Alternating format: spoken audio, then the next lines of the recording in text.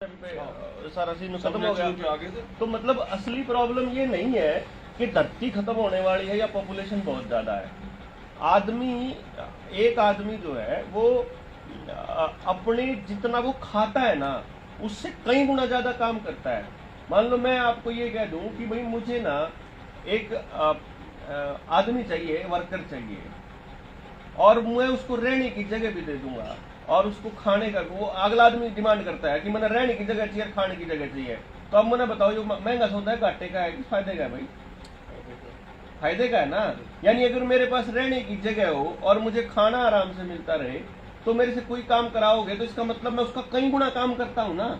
इसका मतलब 135 करोड़ पॉपुलेशन का मतलब है 270 करोड़ हाथ और 135 करोड़ दिमाग। जिस प्रतिनिधि को या जिस आदमी को या जिस सरकार को या जिस व्यवस्था को इस 135 करोड़ दिमाग का इस्तेमाल करना नहीं आता, वो प्रॉब्लम है।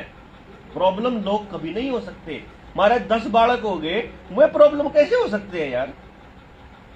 मतलब बच्चे तो हैं, देश के बच्चे, औलाद ही तो। अगर हम भारत को माता कहते हैं तो हम भारत माता के बच्चे हैं ना। तो मैं अपनी माँ पे बोझ कैसे हो सकता हूं यार?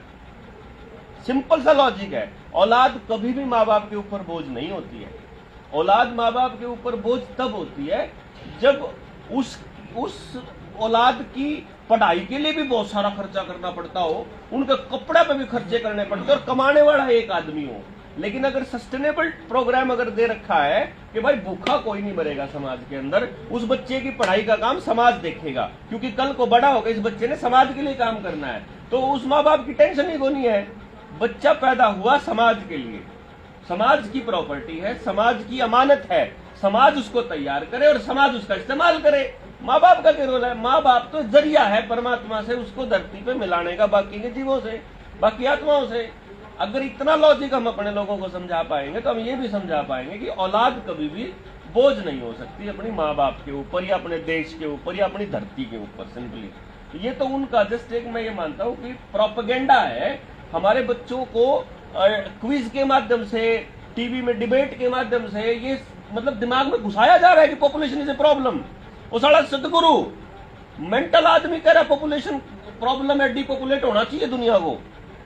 मतलब मैं उसकी वो देख रहा है, ईशा फाउंडेशन बनाई उसने जब 2014 में, 14 से पहले, तो उसने टोल फ्री नंबर दिया कि इस पे टोल फ्री नंबर दो, आपने ये नदियां बचानी है। तो वो आदमी की वो वही नंबर बीजेपी का टोल फ्री नंबर था। मतलब जिन लोगों ने ईशा फाउंडेशन को किया उन्हीं के पास मैसेज आए, थैंक्स फॉर ज्वाइनिंग भाजपा। मतलब और फिर उसके बाद न्यू वर्ल्ड ऑर्डर में जाके कार्ल श्वाब के पास हाथ बैठता है वो, बैठ के है। मतलब इतना बड़ा गेम प्लान चल रहा है। धर्म गुरु आपको बता रहा है कि पॉपुलेशन प्रॉब्लम है, स्कूल का मास्टर आपको बता रहा है कि पॉपुलेशन प्रॉब्लम है, आपको जहां भी जाओगे आपका नेता आपको बता रहा है कि पॉपुलेशन प्रॉब्लम है। वो आपको प्रॉब्लम बता रहा है, वो आपकी औलाद को प्रॉब्लम बता रहा है। सिंपली यह बात लोगों को समझानी पड़ेगी कि तुम्हारे दिमाग को टेलीविजन के, अखबार, मीडिया और इन सारे इन्फ्लुएंसर के माध्यम से आप ही को प्रॉब्लम बताया जा रहा है। और इसीलिए आज मैं देख रहा हूं कि कुछ नेता टाइप के लोग वो हरामखोर बैठते हैं जहां मीटिंग में, बोलते अच्छी बात है लोग मर जाएंगे तो पॉपुलेशन कम होगी, क्योंकि उनके दिमाग में डाल दिया कि population sustainable development programme actually covering fire है। ये कवर पेज है। इसके अंदर जो किताब के अंदर जो घिनौना सच है ना, जो 17 एजेंडाज है यूनाइटेड नेशंस के एजेंडा 2030 के अंदर, वो 17 एजेंडा के रियल खेल जब वो रील उतरने लगती है ना, तब तो आदमी मतलब रोंगटे खड़े हो जाते हैं। बेटे इतना बड़ा मतलब षड्यंत्र अपने ही लोगों के साथ में चल रहा है।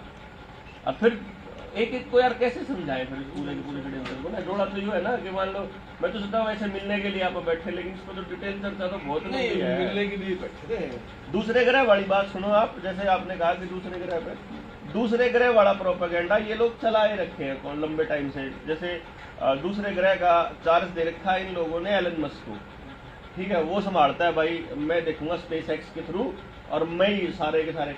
असलियत में अपने एजेंडा, स्पेस एक्स का मकसद क्या है? इस दुनिया को नए तरह का इंटरनेट देने के लिए स्पेस में सैटेलाइट सेट करना है। इतने कौन जाना दूसरे ग्रह अग्रिकार सौदा। असलियत में तो आपका जितना भी मेटल है ना, एल्यूमिनियम, से लेकर के आपका सिलिकॉन है, आपका जितना कंप्यूटर चिप्स में जो इस्तेमाल होता है, गोल्ड है, सिल्वर है, प्लेटिनम है, डायमंड है, सब आपका खींचना है। बेसिक पर्पस तो ये है, बेसिक पर्पस तो यह है कि जितना धरती के अंदर मिनरल्स है, नेचुरल रिसोर्सेज जितने हैं वो उस पर काबू करना है।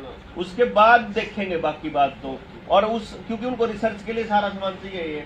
और कल को आने वाले टाइम में ड्रोन्स बनाने हैं, आपके घरों पे निगरानी रखने के लिए ड्रोन्स बनाने हैं, या आपके मतलब जो भी नई टेक्नोलॉजी लेके आएंगे। मान लो आज तो ये आपको मोबाइल पकड़ा रखे हैं, मोबाइल के जरिए आपको काबू कर रखा है, कल को आपको चिप भी लगने वाली है, तो उनको कंट्रोल करने के लिए भी कंप्यूटर और बड़े इक्विपमेंट चाहिए, तो उनको उस डाटा को स्टोरेज करने के लिए बड़े सर्वर चाहिए, उसको उस चीज सारे नेटवर्क को देखने के लिए बड़े सैटेलाइट चाहिए। तो वो पैसा और वो संसाधन कहां से आएंगे? वो आप इसे तो खींचे जाएंगे।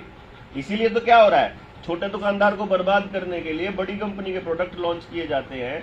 आपके रिलायंस स्मार्ट जो है मार्केट के अंदर इस लेवल पे घुस गया है कि आपका जो मोहल्ले वाला किराने वाला आदमी है ना, उसको रिलायंस के साथ टाई अप करना पड़ेगा, तो सरवाइव कर पाएगा, नहीं तो नहीं कर पाएगा।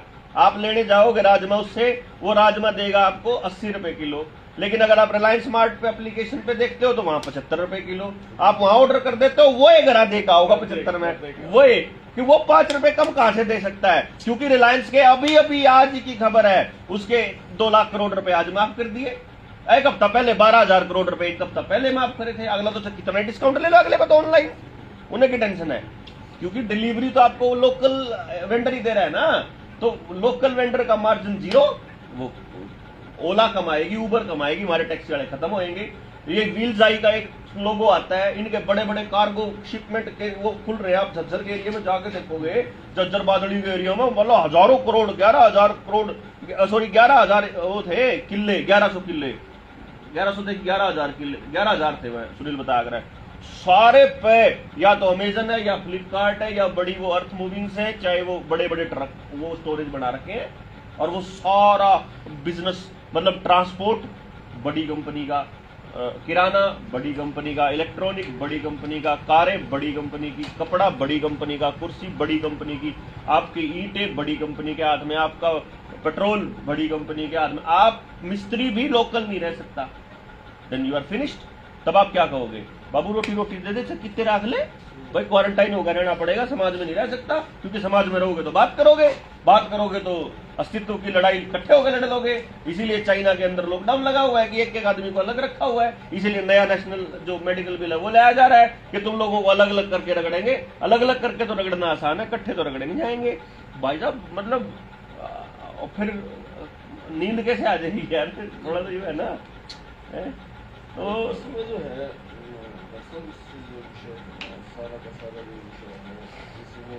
थोड़ा ऊंचे तेज बोलो भाई। अच्छा मैंने बोल लाइव चला रहा है। हाँ अच्छा ना, कोई ना, चलता रहता है, आपसी बात ही चला रहा है, कोई दिक्कत नहीं है। नहीं, ये जो विषय है ना जी, देखो सारे के सारे जो है इसमें कोई दो राय नहीं, नेचुरल रिसोर्सेज के ऊपर सारा पे कब्जा करना चाह रहे हैं और सारी व्यवस्था आदमियों को बढ़ना चाह रहे हैं। और बहुत बड़ा पाप तो इन्होंने जो है ना जी, बीज को लेकर, खेती को लेकर और इस सारे तंत्र को लेकर जो सीडलेस जो व्यवस्थाएं कर दी इन्होंने, सारा जो है ना जी नपुंसकता जो फैल रही है। अब शायद जो है ना, मुझे तो ऐसा लग रहा है कि आगे जो है पुरुष की हिम्मत नहीं रहेगी कि बच्चे पैदा कर ले। IVF ऐसा रास्ता ले आएंगे गाँव, मतलब हमारे रेवाड़ी जैसे शहर में तो गाँव पर का है इसके अंदर भी कई IVF के सेंटर खुल गए हैं। 10 IVF सेंटर है आपके रेवाड़ी में, 10 बिल्कुल होंगे। और एक भी नहीं था आज से 5 साल पहले, कोई पे नहीं था जी, 2 साल पहले, ये 1 साल में खुले सारे। तो इस व्यवस्था में लेकर जो है ना, निश्चित रूप से एक बड़ा षड्यंत्र और बहुत बड़े उसकी तो साफ साफ महसूस हो रही है। और इसकी ना, मैं तो बस ये है कि सबसे आप लोगों से ना कि एक प्रॉपर एक योजना देखो तैयार हो, और उसका जो तरीका जो हम बता रहा था ना कि बिना फोन के कैसे इसको